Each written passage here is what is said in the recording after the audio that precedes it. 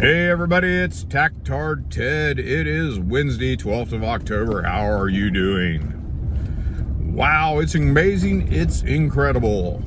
Yes, for those of you folks who thought that missiles were done with after Monday, they continued missiling the shit out of Ukraine on Tuesday, and here on Wednesday, the party continues. Now, it's had a lot of effects in Ukraine. The Ukrainian government is now coming out ordering people not to post video to social media or admit on social media that anything in Ukraine has been touched or destroyed by Russian missiles. They're trying to give the impression that the destruction that Russia is raining onto Ukraine is diminishing. It is not. In fact, if you look at the numbers, which kind of troubling, the Russians have enough missiles in their inventory that they can continue at the same rate for every day for the next 6 months. So, hey man, come March, April, they can still be raining intensity down on Ukraine. But Ukraine's doing what they do best. Oh yes, they're doing what they do best. They're sponsoring terrorism. There were a group of Ukrainians intercepted at the border of Russia with a car full of man pads. Yes, these are surface-to-air missiles that were on their way to Moscow. The little man-portable stingers and that sort of thing that we gave the Mujahideen to blow up Soviet helicopters way back in the day. These were on their way to Moscow to attack civilian airliners. Now, some of you right now are cheering, saying that's a great idea. Number one, civilian airliners are not legitimate military targets. Sorry. And if you don't believe me, look back in the 80s when the Soviet Air Force shot down a Korean Air jetliner over the Soviet Far East and the shit show that caused.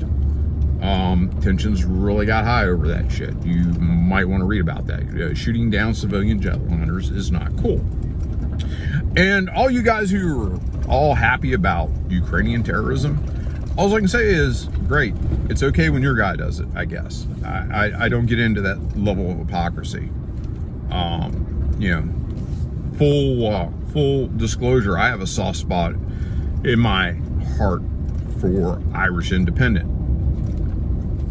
I really like the fact that the Irish want to be independent.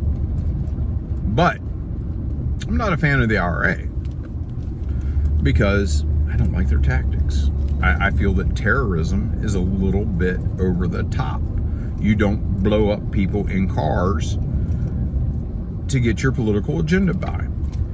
And not a fan of Al Qaeda, not a fan of ISIS, not a fan of all these folks who subscribe to those sort of tactics as some sort of a equalizer for the fact that they can't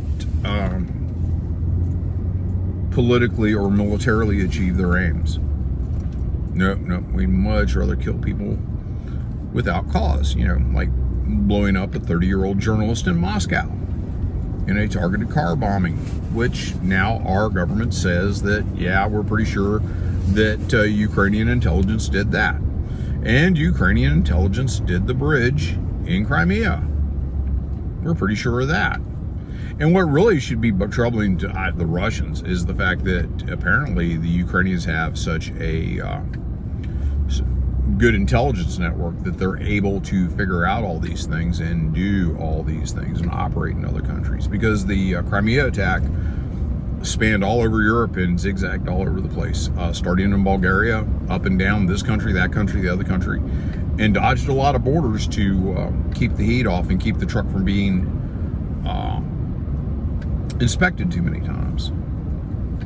Now, as we move forward, it looks like the Russians are really going to have to step up their intelligence game, especially, since they're now catching man-portable surface-to-air missiles coming into their country.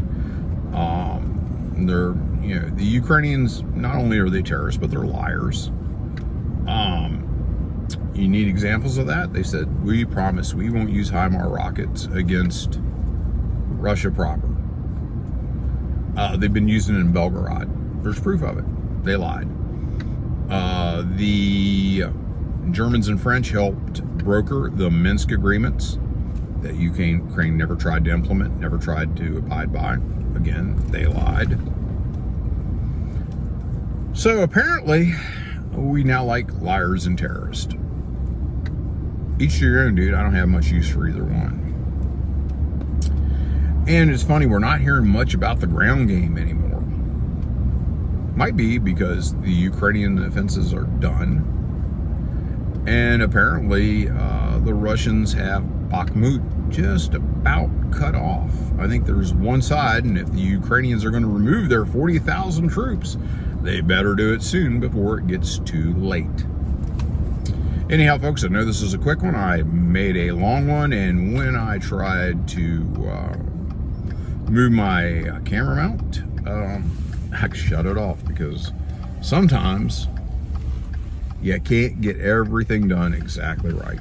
Anyhow, you take care, and tomorrow's a new day, and we'll see what else Russia blows up tomorrow. Bye.